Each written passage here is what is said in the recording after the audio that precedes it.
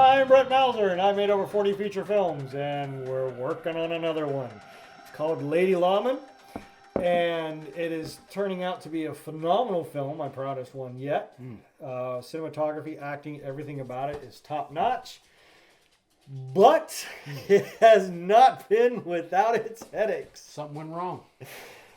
Every day has started out with something going wrong. I will definitely address some of the things that I have learned. Hopefully each one of us will have something to contribute, which I guess I will start with mine. Something that I learned. I have to stop being afraid of 6 a.m. days. I was scheduling 10 o'clock start times, and like if it was going to be a long night on a Saturday night, I'll make it a noon Sunday start time. I hate doing it, but I think it's going to have to start being sort of those 6 a.m. call times, because it takes a while for us to get started. And that always has. Yeah. It just always has, just to get everybody in there and the outfit. Especially in the wintertime. Yeah. Brett, when the You got hell did you short days. schedule for 10 o'clock? We've been on set every day at 5 o'clock in the morning. I don't even know what he's talking about right now. What the That was Sunday. Sunday we had the Sunday. Okay, we are coming up on our 4th weekend of shooting, which should wrap production. Weekend 3, this Sunday, we had the town. Now, I had originally had it scheduled for 2 days, but with insurance and the cost of the town, it started mounting up, and then all the other unexpected costs that popped up. I got to get all the town in one day.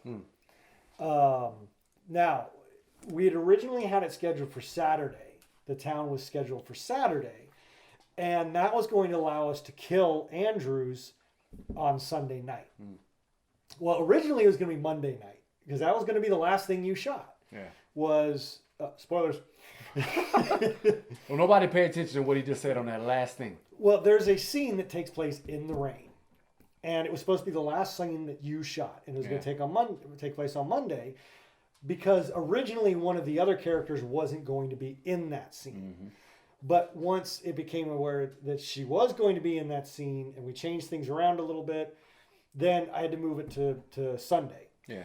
But then when the town, when we were going to shoot in the town, we knew we were going to shoot that Saturday, or this past weekend.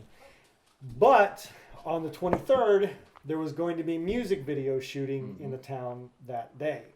And they said, hey, you can still come in. And I was like, I'm not going to compete with the audio. I got to have planes and trains. Right. Now I got to worry about, the country music that's playing down. Now, if they would have let us come in for free on Saturday also. No, because Okay. I'd still be competing with that audio, and that's pointless. Because I don't know if they were going to shoot like us, where they just shoot 24, the whole 12 hours, and you got that country music playing the whole time. Because there was a music in the little restaurant that was on set, and we could Huey hear Lewis that in the news. Yeah, we could hear that from across the street, so we had to turn that off. We on a Western, 1860, 1890. They Somebody say just the knock on the hard door? rock and roll is forbidden. Oh. So we had to move that range scene to Saturday night, which f***ed me, Yeah. because All of us. Well, We had you no and me rain. mostly, Yeah. because Right. Because we have the longest days anyway. I had to come back and clean everything. I had to clean your boots. I had to clean the jackets. I had to go through 3 different loads of laundry, Yeah. which meant I couldn't sleep. I had to charge all my batteries. So I got about half an hour sleep, Yeah. if that, if you Yeah. can call it sleep, Yeah. because we did that Saturday night. But the reward was having that all Sunday, and we got it all done. Smashed. And I was miserable all Yes, day. you were. And I had to shoot. I had to be on camera and be that chipper, happy-go-lucky web character. It worked though. Yeah. Like you killed that, man. You pulled that off. And you know what? I was actually telling people on set, I don't think y'all realize, I don't think Brett's had any sleep. They were like, well, do you guys want to go do this after we shoot? No. First of all, I damn sure don't want to. And I had at least about 3 hours of sleep. I don't think Brett has had any sleep. So yeah, man, you killed it. I mean, you legitimately pulled that off. Oh, thank You pulled stuff out of me. Legit. I'm still mad to this very second that I didn't laugh out loud. The entire time there's a scene in there that I'm as I'm running through my lines, I want to very, very specifically want to laugh out loud in this particular scene. But when you came to me at some point and you were like, oh, by the way, there's some characters that are changing and I'll be playing Webb. I was like, yeah. So it legitimately, it shifted back towards the dynamic that we have. And I didn't laugh out loud. I laughed with you, you know, I'm like, no, I should have laughed out loud, man. So you brought it. I mean, like, but I got that from you. You, no matter how much energy you had or whatever, you still brought that same character that was supposed to be that person. And it brought it out of me, even though I was already planning on doing something else differently. So, I mean, you brought it, man. You killed it. Oh, thank you. And of course, we've been singing your praise all weekend. I mean, what a previous episode of What Went Wrong, we were just talking about the last time we shot. You had problems with the memorization. Yeah. So there was a little bit of hesitation in the back of my head as you were coming out. I was like, this mother, he better have those goddamn lines memorized, because we got a lot of to shoot, and it's all him. But going back to Sunday, we had I think we had scheduled about a 9 o'clock, or I was going to be there at 8:30, 7:30. Yeah, you were going to be there at 7:30. And we were going to get rolling at 9 for sure. Right. And we got those, and we're in the middle of the last shoot, and Jake still hasn't shown up. Mm-hmm. And I'm like, What are we going to do now? And then I get word, a blowout. Blowout, yeah. I don't know why Liz didn't tell you. I notified her so much earlier, and then I get I'm like, didn't you not know what's going on with me? We had to bring the horses. I had to go from Utopia, which is way out in the western hill country, come all the way back to San Antonio, because that's a shortcut. There is no shortcut to Manor. Had come back through San Antonio, then up 35, pulling a horse trailer with no tail lights, in the fog, Wow. and the rain. Like that's not stressful enough. And the traffic was horrendous that day. It was like a regular weekday. You wouldn't think it was Sunday.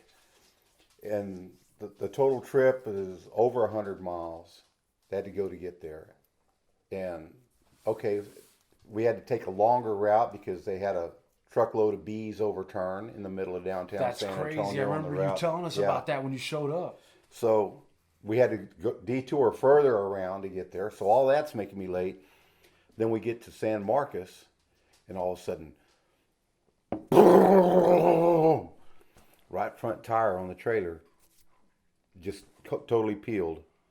No jack, no four-way.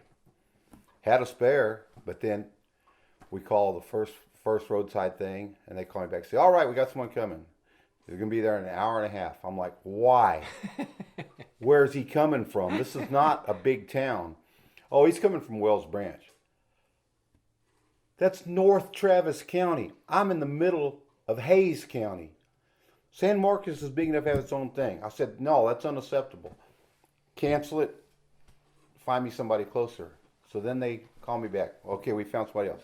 This guy's in Seguin. We're still talking an entire different county away. Bullshit.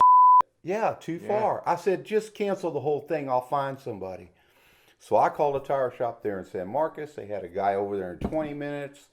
I just got through texting Brett, well, whenever they get here, And the guy pulled up right then and was already pulling the stuff out of the truck. He wasn't wasting any time because I told him, look, I'm supposed to be somewhere 2 hours ago. And, yeah, because Brett told me I could come later than everybody else. I could come at 10. And I'm all happy.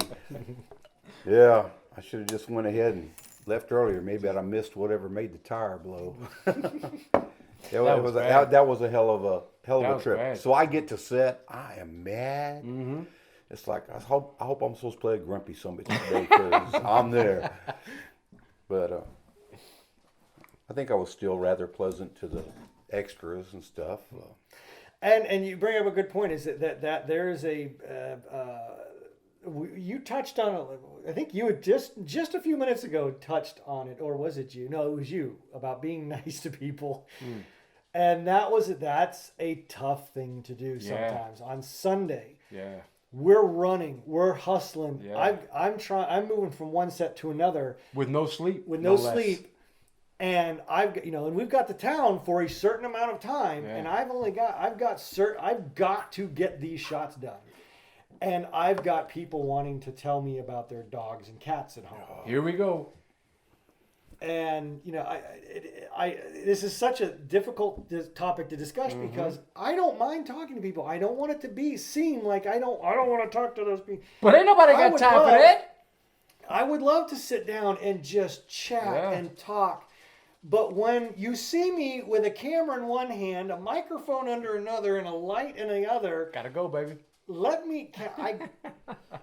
Shut up.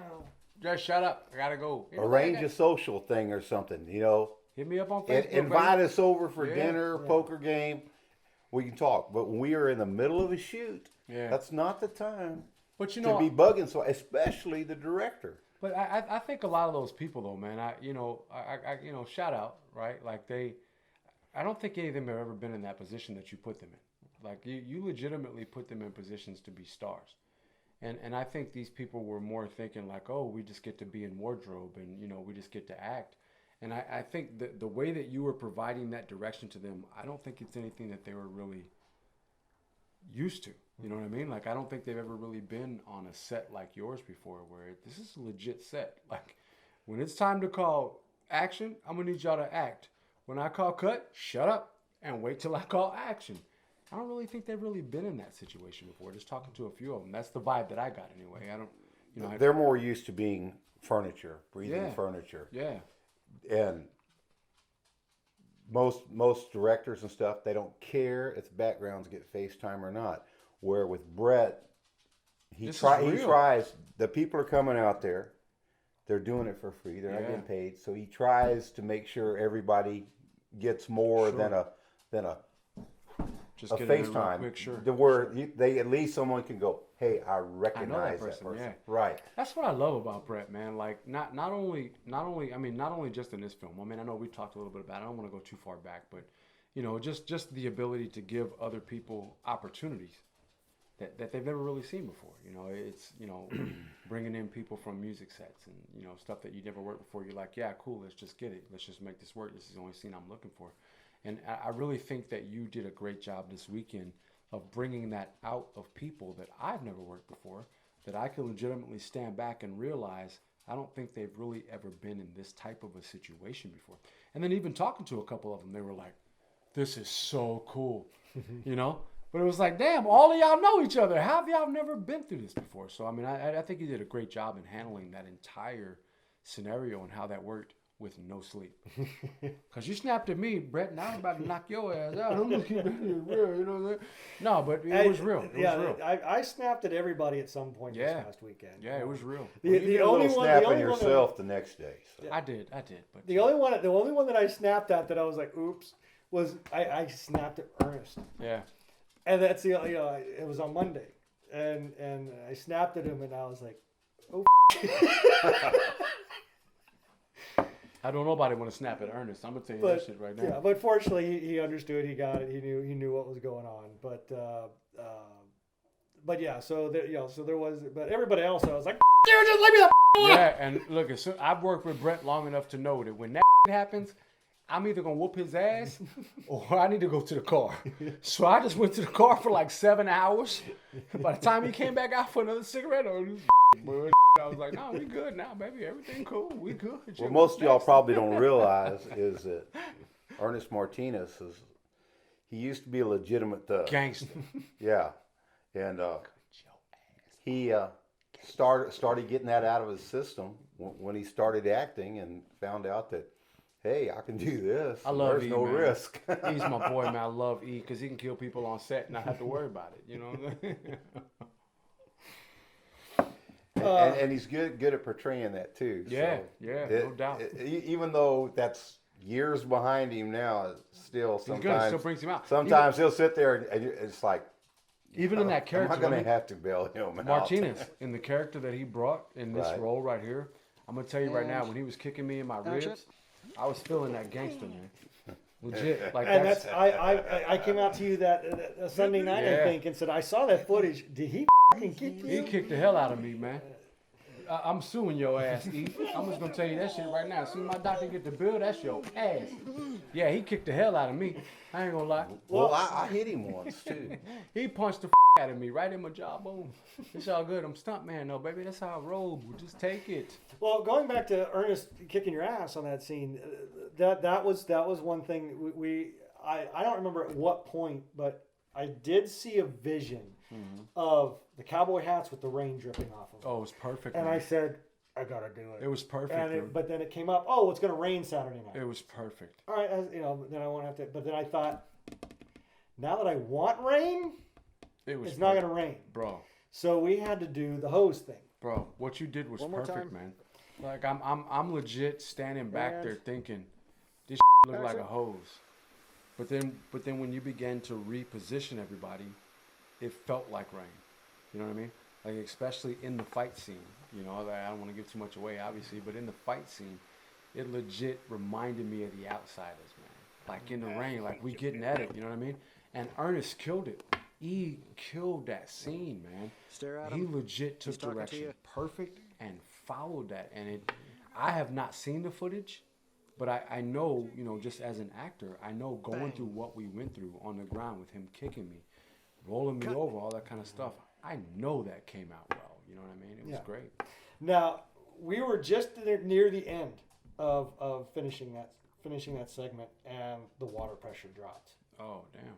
and that's when you said, "Oh, we're gonna dry up his cistern, his cistern, right?" I didn't even, Yeah, I didn't the, even know the that was cistern, going on. that huge tank that you see setting up off to the south of Yeah. the north of the barn. That over was there. all the water we were using?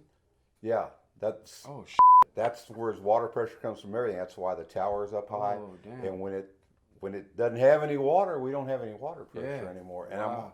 I hope that Hope that's he ain't filled mad. that it's filled by a well, because if that's just rain catchment, then Hey, shout we out may to have Pete. to, we may have to buy him some water. Shout out to Pete Denny.